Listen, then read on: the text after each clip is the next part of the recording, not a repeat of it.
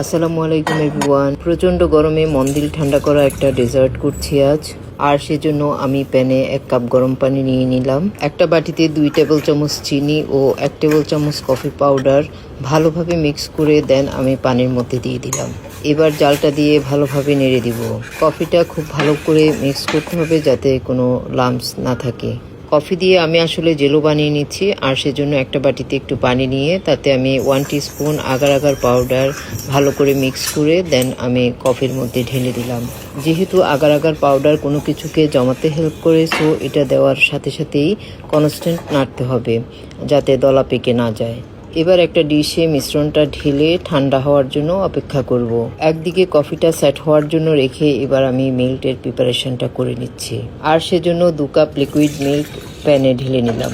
মিল্কটা আরও হেভি এবং ক্রিমি করার জন্য আমি মিল্ক পাউডার আর কফি মেড একটা বাটিতে বেশ কিছুটা গুলিয়ে নিলাম। আর মিল্কের মধ্যে 2 টেবিল স্পুন চিনিও দিয়ে দিলাম। চিনিটা যে যার মতো করেই দিবেন। আর এবার 1 teaspoon agar agar powder mix করে দেন আমি মিল্কের মধ্যে দিয়ে দিলাম। এর মধ্যে আমার কফির জেলোটা জমে গেছে, সো আমি এখন একটা নাইফের সাহায্যে সুন্দর করে পিস পিস করে কেটে নিচ্ছি। অন্যদিকে মিল্কটা রেডি করে আমি কিছুক্ষণ ঠান্ডা হওয়ার জন্য রেখে দিলাম, কেননা এই মিল্কটা কিন্তু একদম গরম অবস্থায় দেওয়া যাবে না। কফির জেলোটা সম্পূর্ণ কাটা হয়ে গেলে এবার আমি স্প্যাচুলা দিয়ে তা উঠিয়ে নিলাম।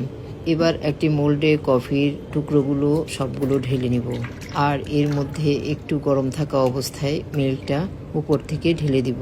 টোটাল মিক্সচারটা সেট হওয়ার জন্য কিছুক্ষণ অপেক্ষা করব। একটা নাইফের সাহায্যে ধারগুলো আলগা করে দেন আমি একটা প্লেটে ঢেলে নিব। আর ঢালার পর তো এটার আউটলুক দেখে ভীষণ খুশি হয়ে গেলাম।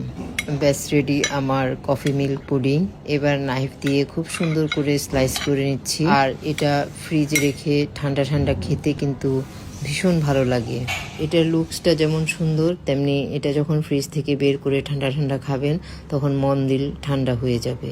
So try it.